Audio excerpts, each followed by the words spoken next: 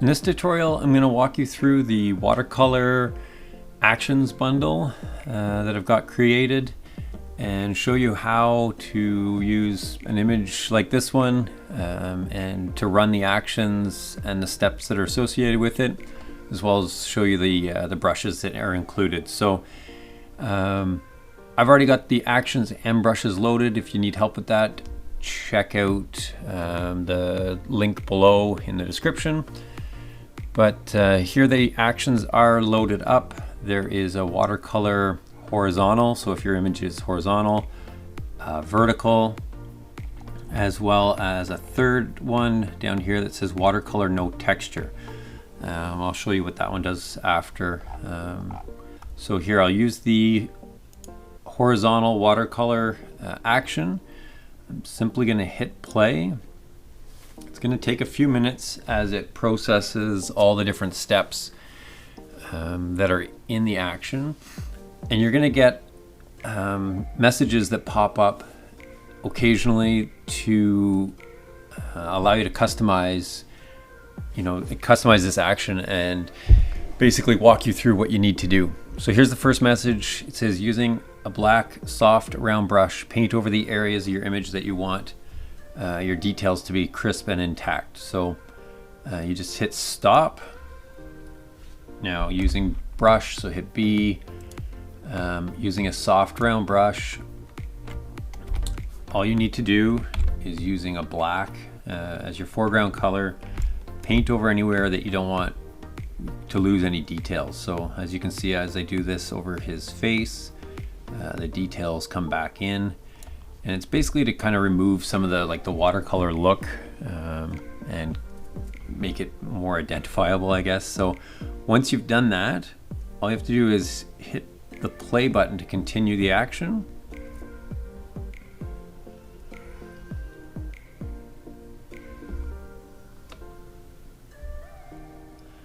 So the next message pops up. It says, time to insert your background paper texture. File, open, you pick whatever one you want, and then drag and drop it in and transform it. So I'm going to hit stop, file, open, and I'm going to find the Watercolor Action Bundle that I've downloaded, paper textures, and I'm just going to pick one of these.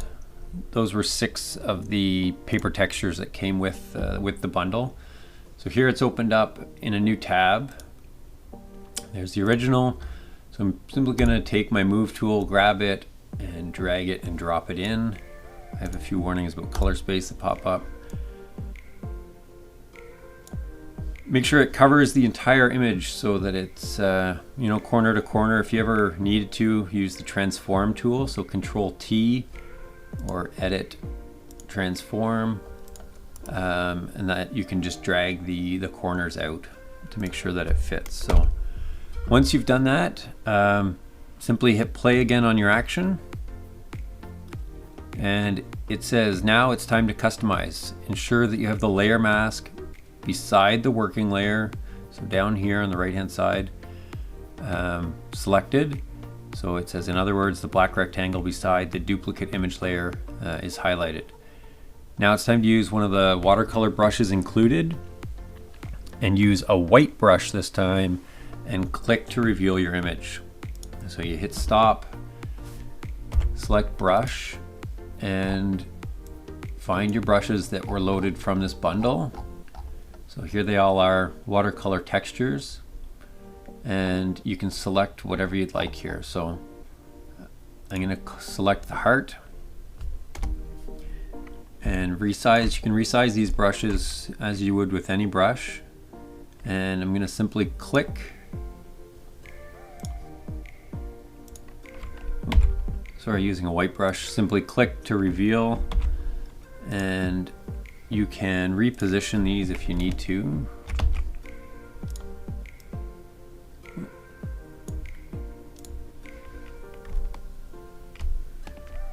I'm just simply moving this around a little bit. Move my background as well.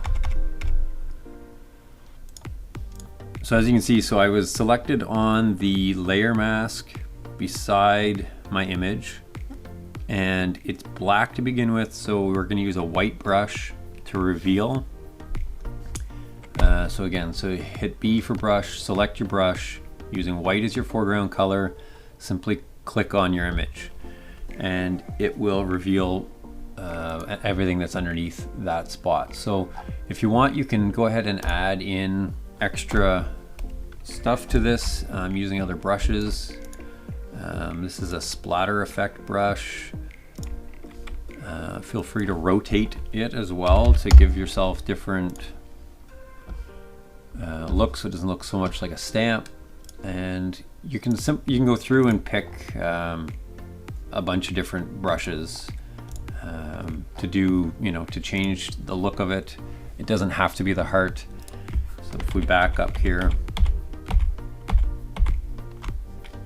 I can show you a couple more brushes. So here's one with a drip on it. So if I increase it, the size, you can see it's got that watercolor look.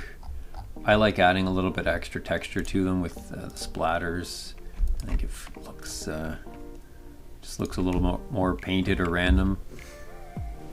So that's all there is to using this action. The vertical one is exactly the same, just for vertical orientation of your image, and the watercolor no texture essentially does the exact same as this action, except it will remove the texture from your image. So right now you can see that the paper texture is actually over top of the image here. So you can see a bit of the texture in the image. If you use this watercolor no texture, it will remove that texture from your image. So you'll still have the background texture, but it won't be on your image. So it'll be a little bit clearer, or it won't have that that rippled effect. So anyways, that is the Watercolor Action Bundle. If you have any questions, feel free to ask in the comments.